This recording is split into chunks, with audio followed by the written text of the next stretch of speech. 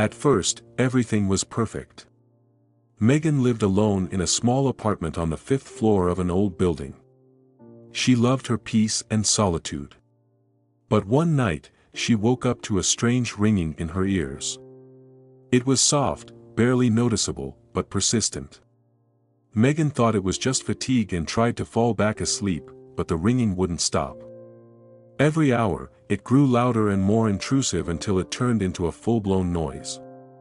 It seemed like the sound wasn't coming from her head but filling the entire room.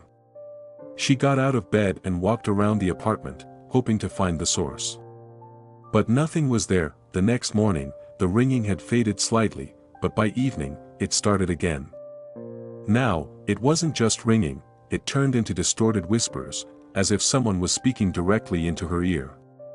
The words were unclear, but they sent chills down Megan's spine. A few days later, the whispers became more distinct.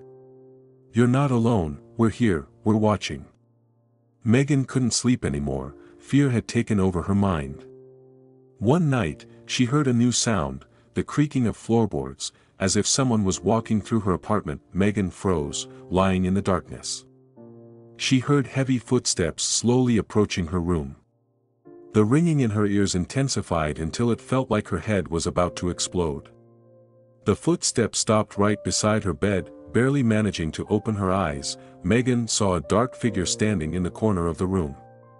She couldn't make out its face, but she knew, it was the one who had been whispering to her all this time. The shadow slowly leaned toward her, and the ringing in her ears turned into a horrifying, deafening screech. The next morning, neighbors found her apartment door open, but Megan was gone. All that was left was a pillow on her bed with a deep impression, as if someone had been sitting there, waiting for her to return.